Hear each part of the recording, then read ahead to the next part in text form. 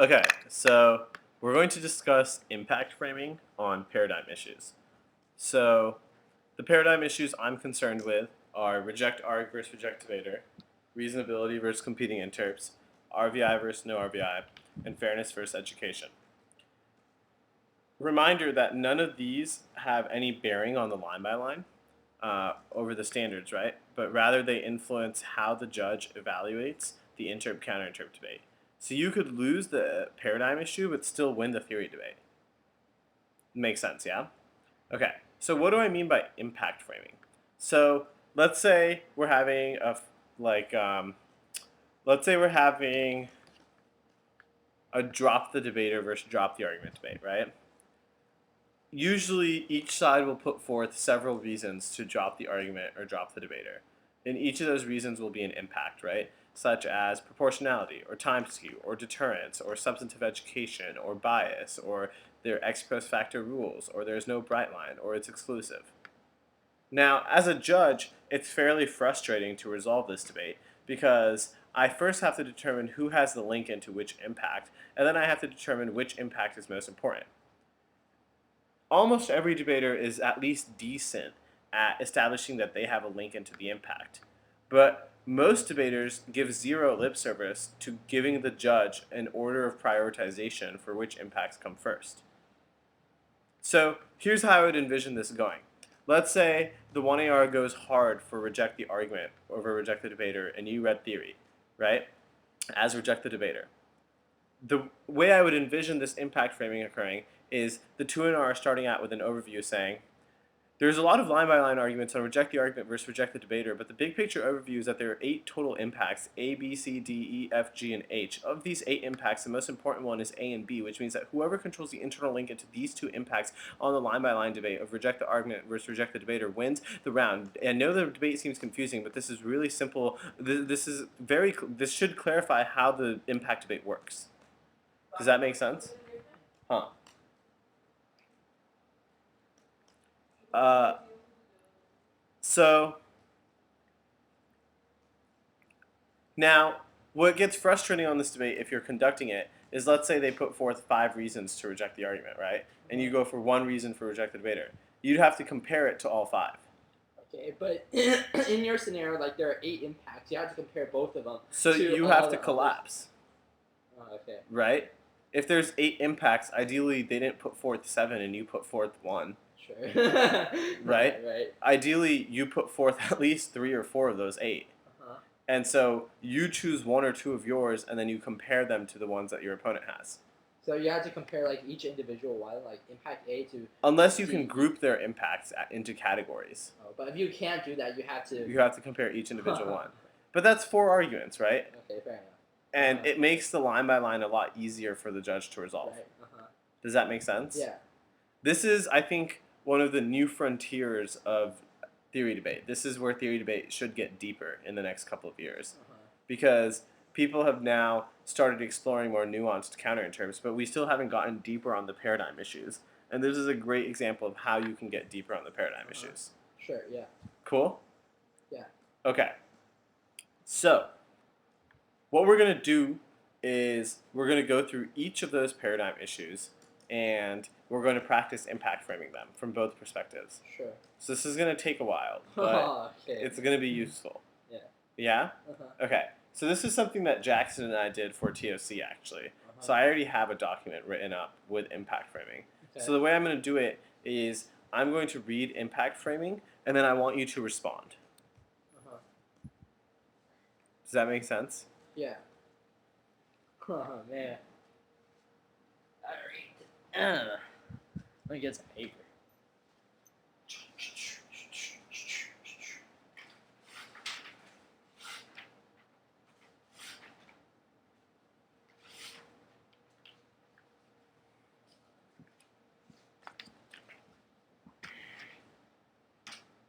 Do you have any on black pen?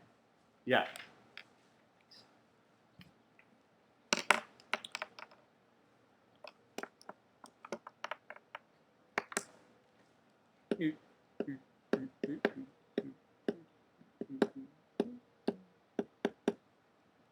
Okay. So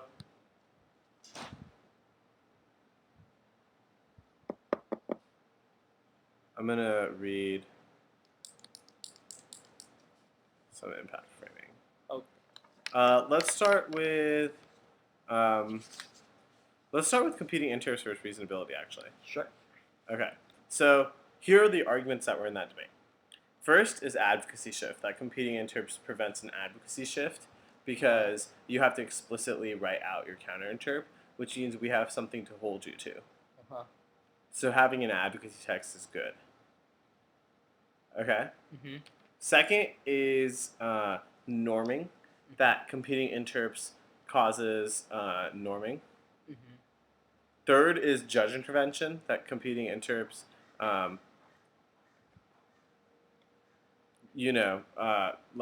guess this would be a reasonability argument more than a compete. I mean, it goes both ways. I think that usually, obviously, the judge intervention argument is that reasonability, everyone has their own bright line. Sure.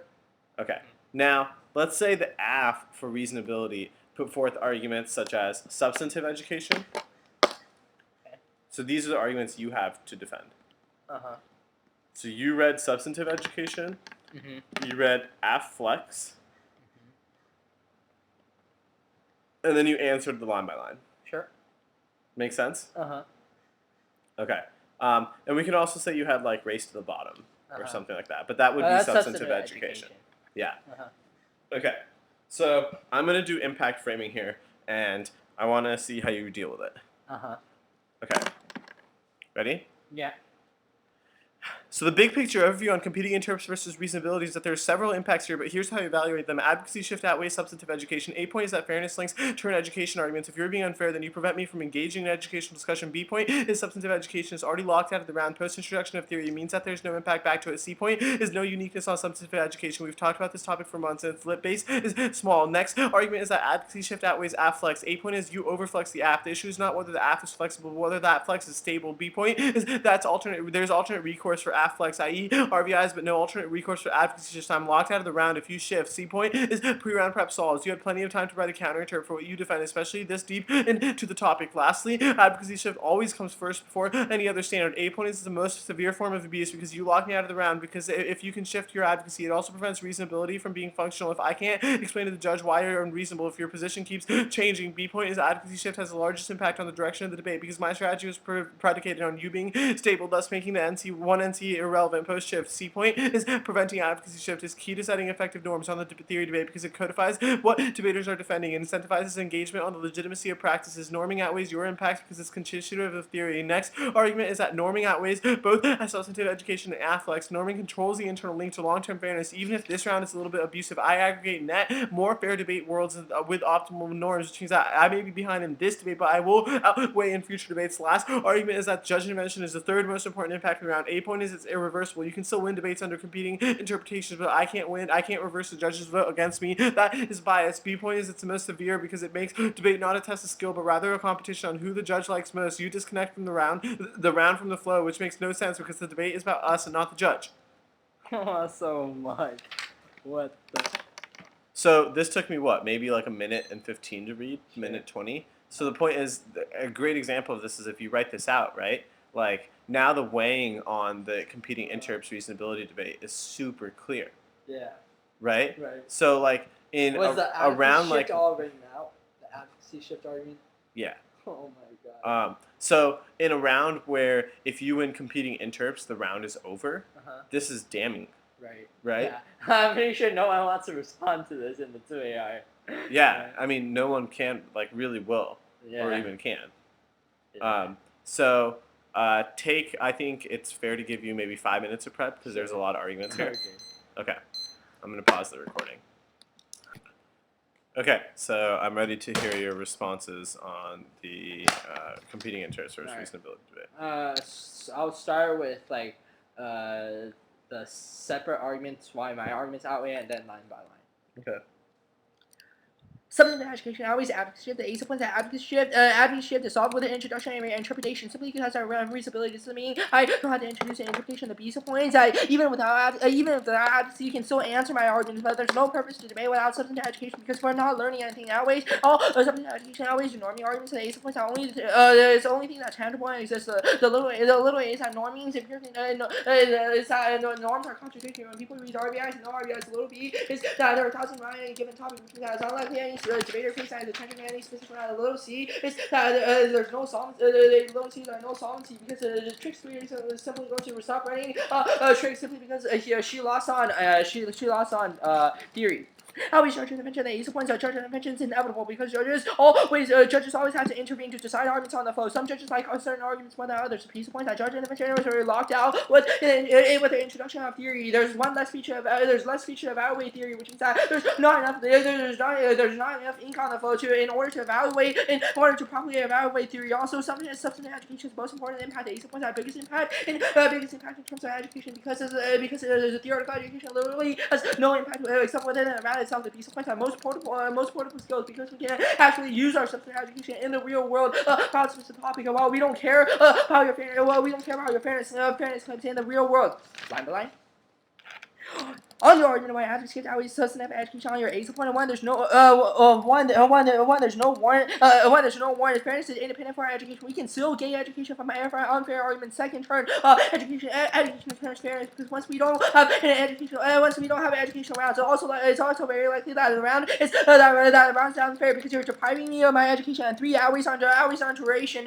Always on duration because the education influences for the rest of the day. While fairness only affects us within this round. The BC point on your BC point one, this is BS. There's plenty of time to gain substantive education. If you simply resolve the theory debate via reasonability, then you can resume on substantive education. Your C point you're on your C point one. This is a question. Wait, what did I say? This makes a question. This makes a question why norming is true. It's not about this specific. I don't know. I'll consider arguments why. Shift outweighs athletics because I'm not going for athletics. On shift on your ace point. It's not true because you can still win with a shifted attitude. You simply have to answer my arguments on your base point. Is no warrant. Something education. My arguments are something education is the biggest impact. On debate. Cross my the arguments are here on your C. So on your C point, based on the question of norming. Cross my norms don't exist. On your norming arguments, you should prefer in-round arguments versus than out-of-round arguments because it's more verifiable. If you're voting on me for being unfair, then you should at least be able to verify that I actually cause abuse. Norms only affect future rounds, not this round. On judges mentioned you're on your ACE point one, this is not unique because the loss of substantive education is not reversible too. And second, having line by line is sufficient to solve on your B point. Cross by y fairness go cross by y duration. My duration argument also cross by y is the most portable skill. That's 319. Okay, so I think that this debate got messy, right? And the way to clear up the mess on impact framing debates is to provide a framework for the impact framing. So in a real debate, on a substantive debate, right? If we have a really messy, like, crime versus extinction debate, the understanding is that the ultimate framework we're both impacting back to is net benefits. Sure. Right? The problem is, in this debate, we don't have an ultimate understanding of what we're both impacting back to, i.e., your duration and portability arguments. So it begs the question of fairness of education, right? Well, no. I think more importantly, it begs the question of, should we be concerned with, like, the pragmatic benefits we get from debate in terms of our long-term life? Like, should we be concerned more about how debate helps us become better people and, like, helps us in our careers in the long term? Or should we be worried about this particular debate round and whether it's fair or educational? So what's the most important, like, in another word, what is the value criterion for this weighing debate? Is the value criterion maximizing fairness and education, or is the value criterion maximizing portable skills? Sure. Okay. Right? Mm-hmm. Another big picture concern here is in-round versus out-of-round concerns. That's closely tied to what I just talked about, right? If the value criterion is making us better people, then we should be concerned with like long-term benefits, not like this term's benefits, right? But I thought I was already making arguments preferring why in-round versus out-round. You are, and you're doing a good job at it. But I'm trying to point out to you that ultimately you're doing both, right? You're making arguments that this outweighs on duration, but then you're also making arguments that the long-term duration is irrelevant. Oh, yeah, that makes sense. Oh, yeah, I see what you're saying.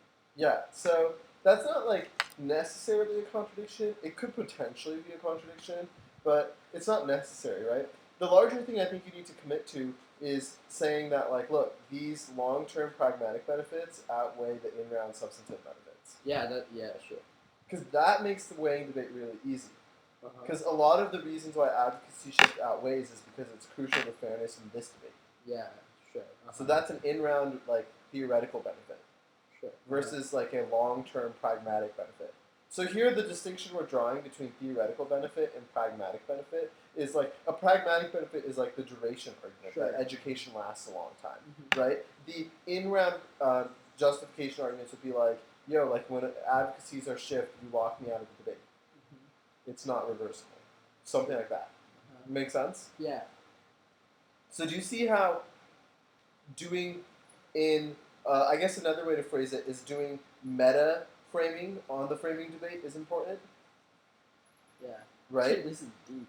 So we're framing the impact framing. Okay. And on substantive debates, that just looks like the value criterion debate. Sure.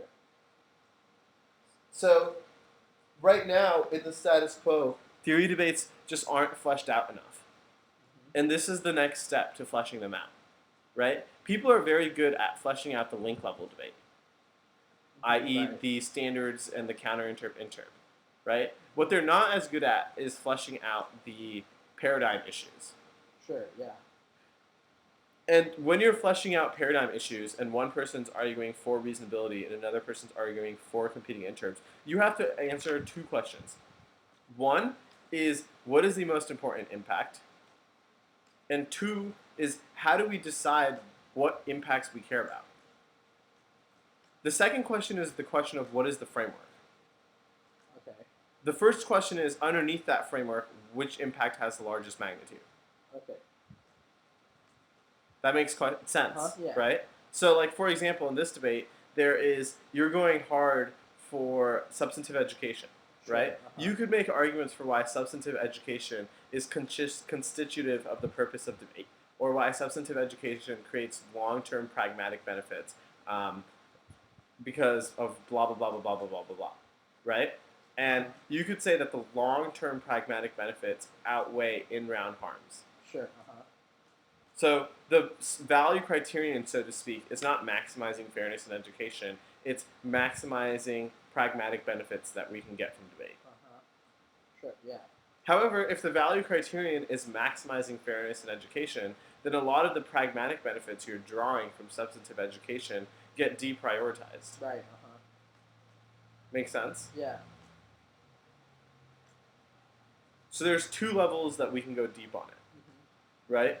One is actual impact framing, like comparing the impacts against each other. So that's not even necessarily impact framing, I guess. That would be impact weighing. Sure. And then we need impact framing, i.e. which framework matters most. Okay.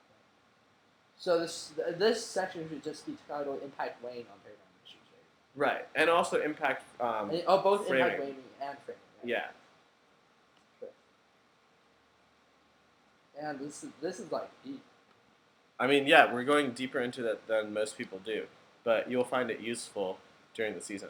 Dude, if someone reads this, I don't think anyone will respond to this. Someone will be like, screw this, I'm just going to go on line by line. Yeah. Okay, so now let's practice fairness versus education. Sure.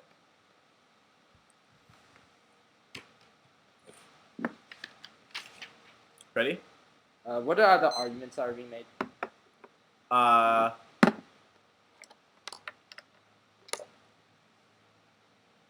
Let's say you've made like long-term pragmatic benefits from education, like duration, school funding, things like that.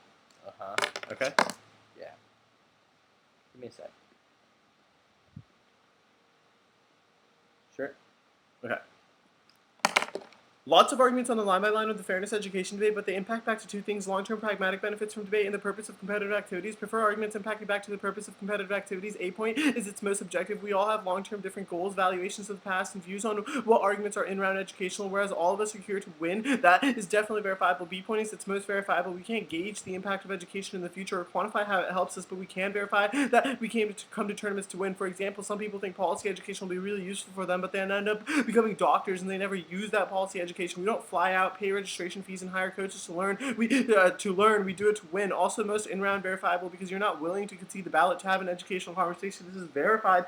You would have conceded otherwise. C point is that the unique purpose of competitive activities is to sort out competition. Pragmatic benefits in the long term are inevitable because mere participation gives you those benefits. The reason you come to compete is to win, not to get those pragmatic benefits. Also, fairness link turns education. A point is unfair strategy. Shut me out of the debate. If I can't engage you on your position, then we can't access this educational value, and engagement outweighs the education from introducing arguments. One, we don't learn by listening to people spread through cards, rather engaging them on that spread. Two, fosters a skill set unique to debate, which is clash and critical thinking. Having knowledge doesn't matter if you can't apply it. Three, no uniqueness. If you want to hear about different topics, listen to lectures or do readings.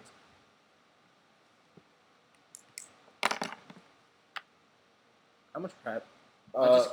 Give yourself as long as you need, and then let's see how you do.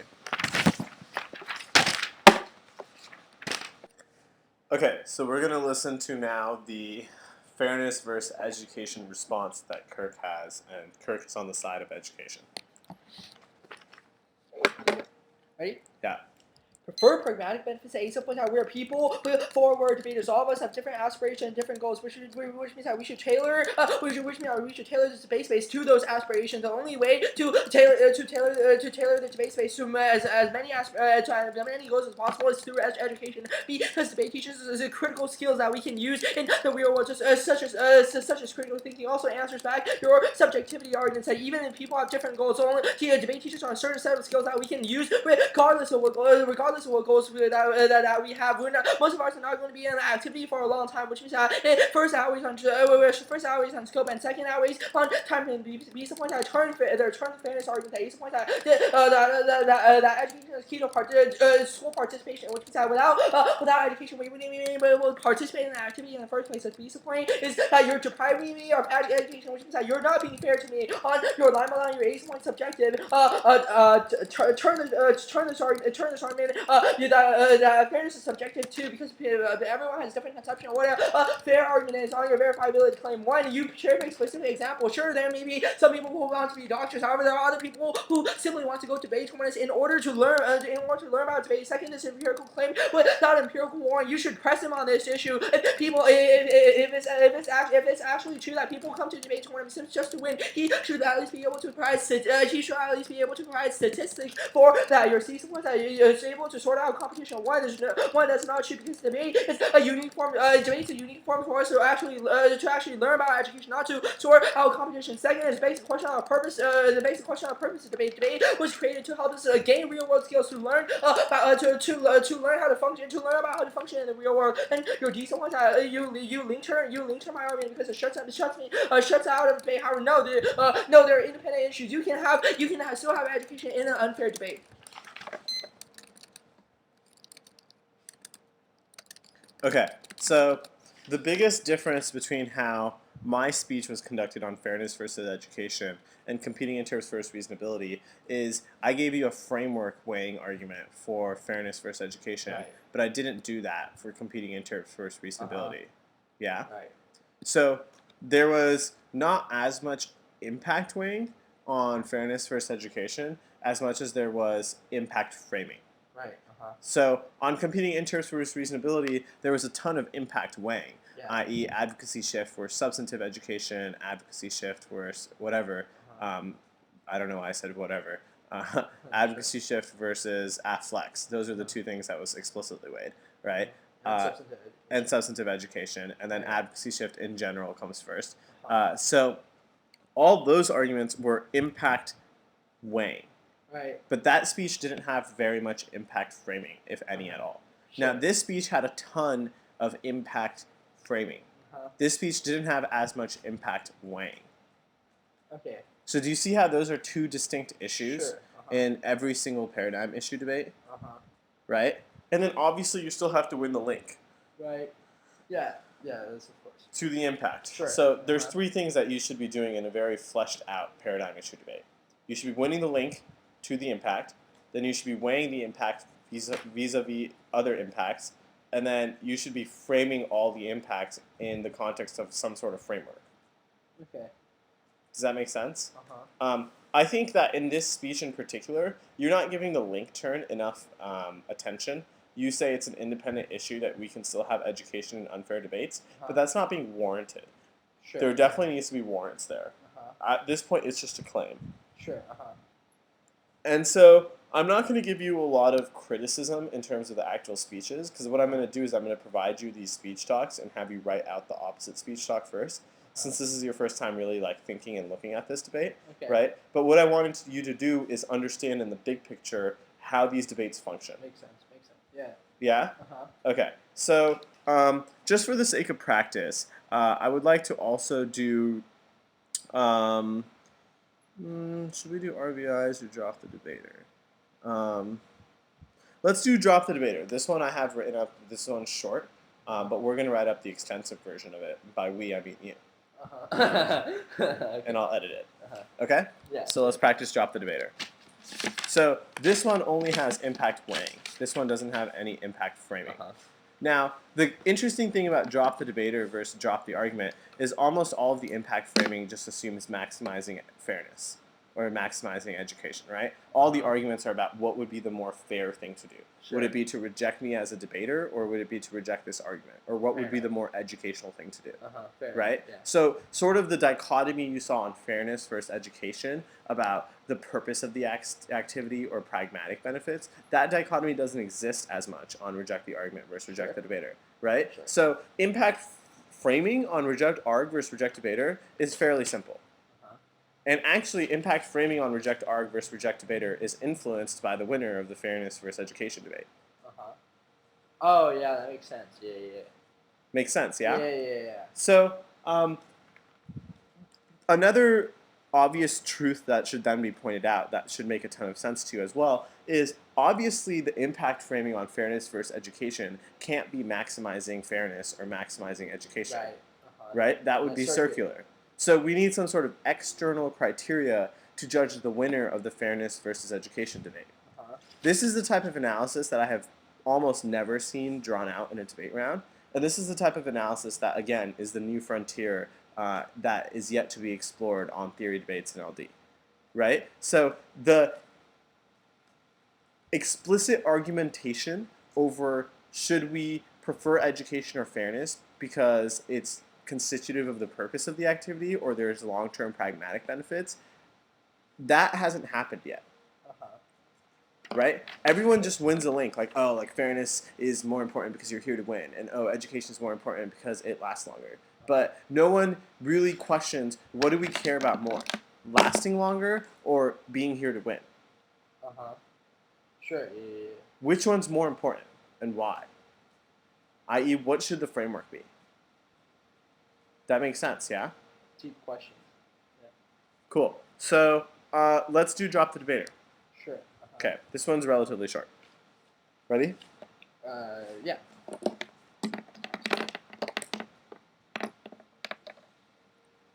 Here are all the impacts on drop the argument versus drop the debater. 1, recourse. 2, deterrence. 3, time skew. 4, proportionality. 5, substantive education. 6, bias. 7, ex post facto. 8, no bright line. 9, exclusivity. There are a lot of different impacts, and this line by line might seem messy, but there's a really easy way to resolve them. Here are the impacts that come first. A point is recourse. Even if theory is a poor check on abuse, it's still better than a world with no check whatsoever. Recourse outweighs your arguments. A point is, little a is that it's a prerequisite to accessing the theory debate in the first place. Little b is it's the most severe form of abuse because it locks me out of the round with no chance of winning. Little c is that it outweighs on link differentials. At best, there are minor losses on their best argument, but there is a huge deficit on theory's power as a check in a world where it's no longer reject the debater. The B point, the big B point here is that deterrence is the second most important impact because it controls a link to long-term fairness. Even if this round is a little bit abusive because you rejected the debater instead of rejecting the argument, I aggregate net more fair debates in a world where debaters in a distance had devised to read abusive arguments.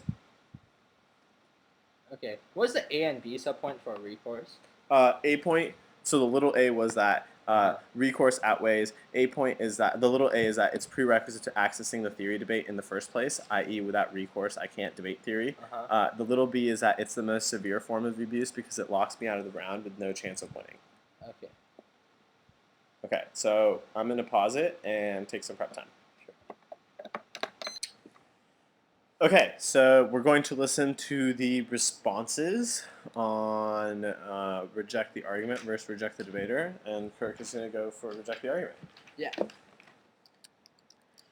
As a brief overview, that you should just fill on the same sheet of paper. Yeah. Oh, sorry, that's actually. Really problematic. You're only doing abstract weighing. If I do comparative weighing between my standard versus your standard, that means I'm always going to come out ahead because I'm actually comparing between those two arguments. The judge intervention always your recourse. The ace of points at most severe because you can't win when the judges are going to intervene. However, even without recourse, you can still have you can still check abuse on theory by running theory yourself. The piece of points at biggest and totally to fairness because it prevents the truth. Because it prevents the truth. That's the skill of the judge. Intervenes without recourse. There are other ways to test skills like via substance or via other mechanisms on theory.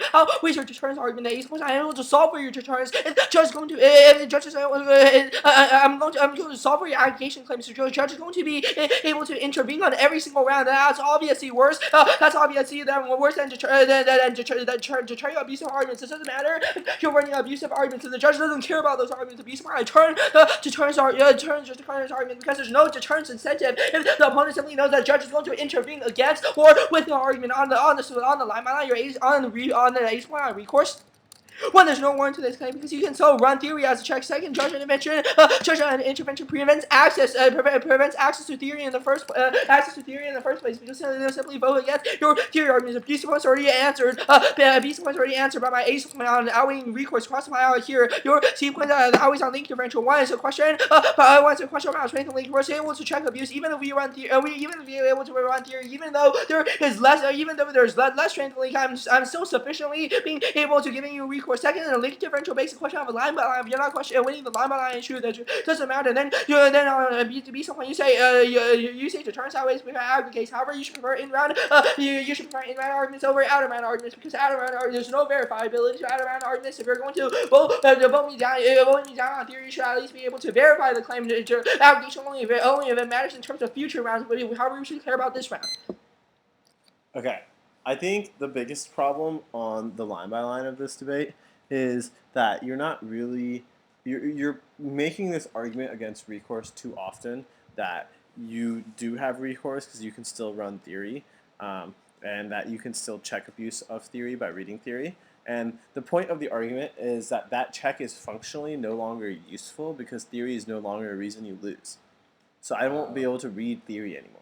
So what you really need to question is why you can't read theory when it's reject the argument. Right, okay, yeah. So I would say something explicitly like, the idea that you don't have recourse or that reject the debater is laughable. You can still read theory. It's just the strategic advantage of reading theory decreases. You still get something out of it, i.e. you get rid of the abusive argument, which means theory is still a tool available to you. It's not like in my world I say no more theory or people stop reading theory. Theory still exists. It's just is run less frequently, which is the point of the substantive education arguments and also the net benefit to the judge intervention arguments. Sure. Does that make sense? Yeah. So you can sort of undercut. You don't even have to really deal with all of the weighing as much as you could just undercut all of the weighing by denying the assumption that there is no recourse in your world. Sure. Does that make sense? Yeah. Okay. So this, I hope, was a really, really useful conversation and drill. I want to summarize. At the beginning of this conversation, I guess I was a little bit unclear by referring to it as impact framing. It is impact framing, but it is also impact weighing, right? So we want to do both, impact weighing and impact framing. So it's really important that both get done. So like on the document I've written up for notes, which I will share with you, it's written as a reminder, which I'll now bold, underline, and italicize, that impact framing requires a framework to link back to, right? So I guess we could refer to it as impact weighing and not impact framing. Ultimately, the jargon is not as important as just understanding the concepts, that you have to decide which impact is more important and how you decide and how we prioritize impacts in terms of a framework. Make sense? And so I guess it would make most sense if I change this to why impact weigh, and impact weighing requires a framework to link back to. Okay, so do you have any questions for me, Kirk? No, I'm good. Yeah. Okay, so I think a good homework assignment and a good drill to do here is to write out both sides of this debate in as much depth as possible. And this debate really has a ton of permutations, right? Like, you could write out weighing on the reject arg versus reject debater debate. Your file could be pages and pages and pages long, right? Like, you could write out weighing for each specific standard as outweighing all the other standards. Does that make sense? And I think it's worth your time to do that, just as an exercise in thinking about arguments and thinking about how to weigh. Sure. Cool? Awesome.